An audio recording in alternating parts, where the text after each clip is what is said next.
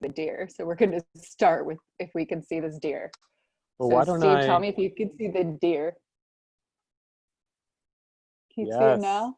giant deer. I mean, he's probably not that big. Well, first off, it's a doe, right? So we should be sensitive to that. So she is probably not that big, but like the Southern California girl in me is like, whoa, it's a big deer.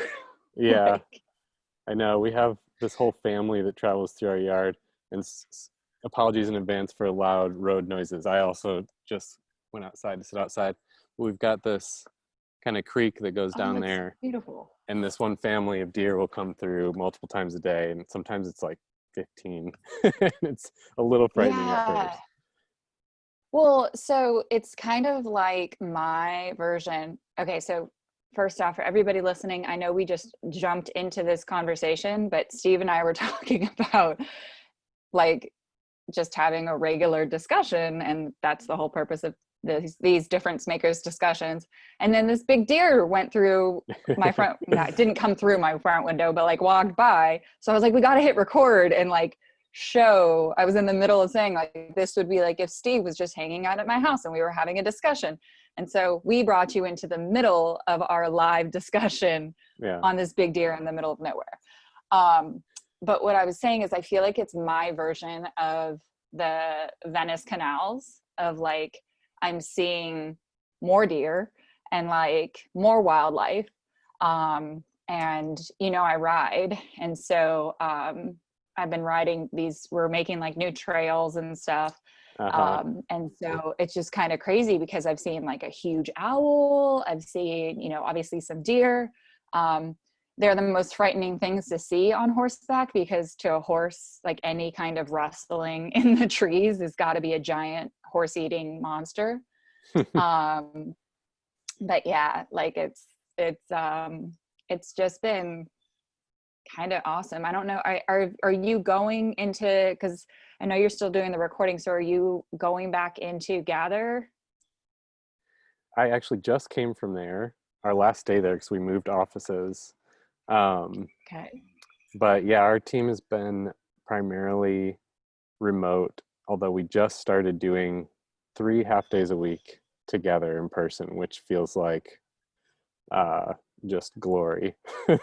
It's so Is it nice. like fireside? Like take me there. Like is it around like a fire pit so you have social distancing? Do you make s'mores? Like I want to live vicariously through you since my team is on different continents. Yeah, we actually did that the first time. Well, Yes. start. Yeah, it was a good guess. We started in the garage because we just opened this new membership recently, and we're putting together packages like these gifts for people who joined.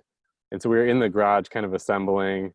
We had the gloves and masks on and everything, and then we were kind of talking like, yeah, we've all been quarantined for like 2 months, and we're all healthy, so let's just take off the masks and talk. And um, no, it was nice to be together because you know, I mean, you lose so much in terms of just signals and nonverbals and body language not being in person. So that was really fun. Yeah, it's my husband. He posted something that was like, "Is anyone else tired of all this COVID stuff?" And you know, I told him I was like, "You kind of got to stop like antagonizing, like being." I feel like sometimes he's just antagonistic on social media for the sake of being antagonistic, but he has a different view on life because he's military, and so like sometimes the humor is just not for the civilian side. I work with a lot of military, and so I can keep up with it. But I'm like, when you post it on Facebook, like there's got to be some kind of filter there, which is ironic since his entire job is why we have like freedom of speech and stuff, for better or for worse. But so he posted it and we had a discussion about it. And this was just last night. And he's like, well, aren't you tired of it? And I was like, I'm at home, like with my snoring Great Dane, you know, like I don't have to get on a plane. I don't have to, you know, do the run through the conference center to make sure I'm on a stage, or like I have more time to be more present for clients. And I wrote that ebook like during this time. I was like, I don't know, like I think once, and this may go to the podcast that you just did about like habits and rituals, but I meditate at least once a day, and that's kind of how I start my day. And so when I shifted my mindset to like, this is my reality, like not this is my new normal or not anything like that, because I'm not under the assumption that anybody's life was normal, but like, what if this is happening for me instead of to me? Like you said, you appreciate being with your team now. So Yeah. I enjoy social distancing. Yeah. I'll admit it. There are a lot of goods to be had. Like we're talking a lot about quarantine exit strategy right now. And um, I'm just really grateful it's forced us as a company to get really focused and focused on the right things. And I've heard a lot of stories like that where even just opening our eyes to where the best opportunities are, but also where we shine and what we're really meant to do. Like where is our focus supposed to be in the first place?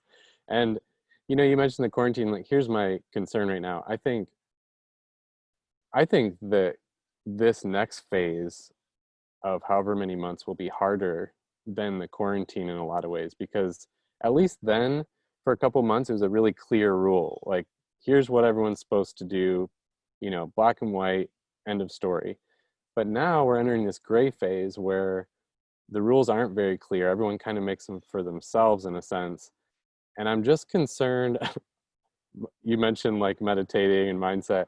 I'm trying to really have extra grace with people, because I'm concerned that we're all going to get so judgmental of each other. And I am choosing to approach it this way and you're choosing that way. It's like, people at the store are all doing it differently, and we're just going to start getting mad at each other because we have Yeah. different viewpoints and such. I mean, you know what I mean? There's a line, like if we're at the store and we're supposed to be wearing masks and you sneeze in my face, well, yeah, I think that's probably fair for me to be upset about that. But if we're just choosing to approach it a different way, that's different. That's gonna be varied for a while, and just the awkwardness of social norms with friends and family. So Steve, just to be clear, 2019, I can sneeze in your face and you're not going to be upset with me. Yes. Yeah. If we'll actually, let's set a date for when this is all quote unquote over, and we can just meet somewhere and you can sneeze in my face. No, that's so disgusting. Like I don't even want it. It's so gross.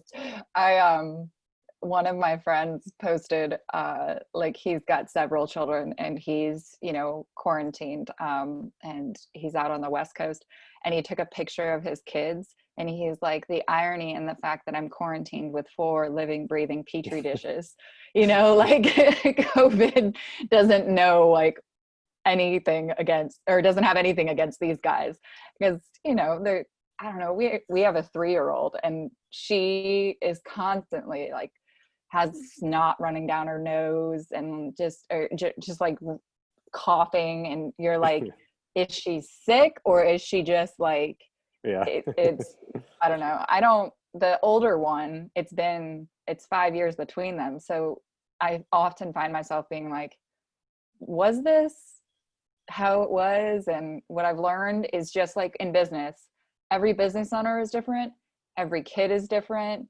like every day is different with each kid and each business owner, so like just be present, show up, be open-minded, and take it as it comes, because Yeah. some days you're going to get sneezed in the face and some days are going to be absolutely awesome. I'm not going to the store because of my heart condition.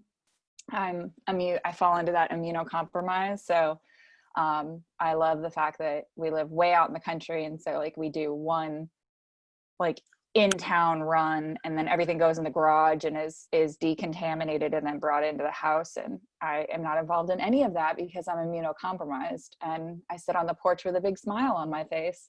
Um, so that's probably not fair to the rest of my family, but No. Do you have one of those deep freezers, those big chest freezers? So we have 2 refrigerators and 0 ice makers. My dad made that observation. I don't use ice. Like I Okay. just Yeah. stopped.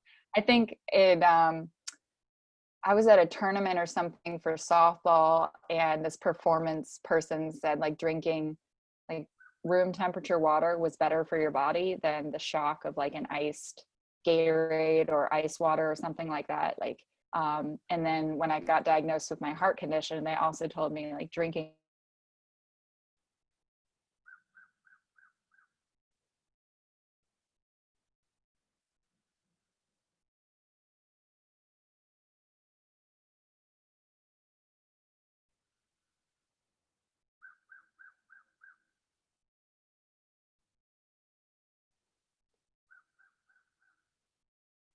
Can you still hear me?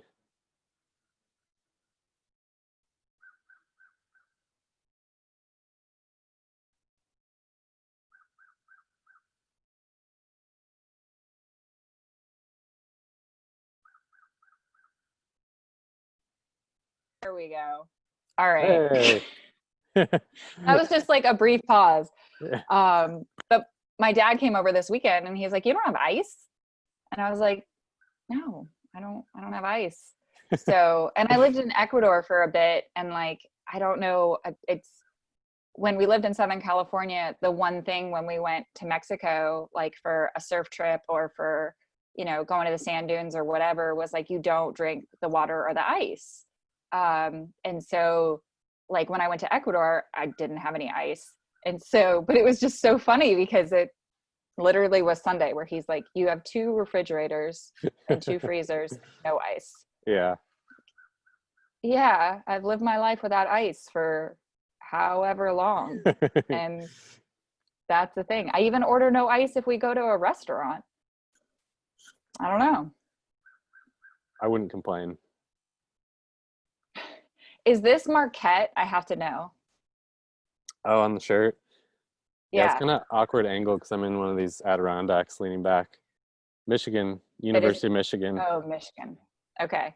I don't know. I saw the big M and I thought it was Marquette. I was like, gonna go there with you for a second, but then I think it is the I same kind really of only block have. M. And so is, I'm sitting here in Midlothian, Virginia, and I think it's like Midlothian High School, some kind of high school around here is the same exact block M and colors as Michigan.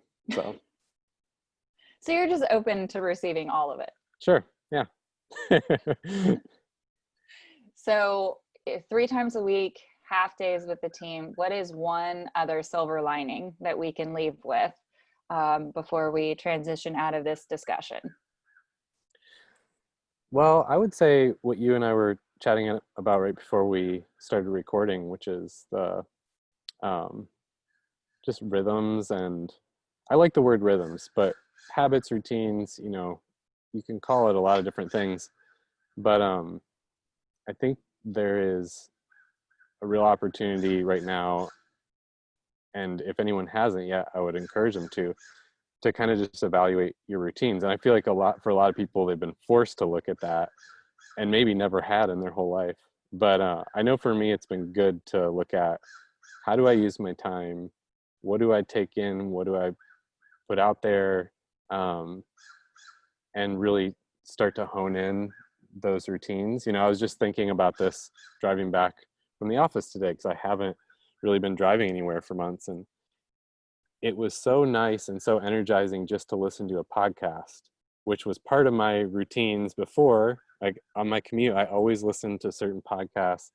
And for me, that kind of deep thinking or strategic thinking, or like, I mean, for me, it's a lot of business type of podcasts or self-improvement stuff. And that's a big energy boost to me. And I didn't realize till that rhythm was gone how drained I would feel through the week without having any of that. So I don't know.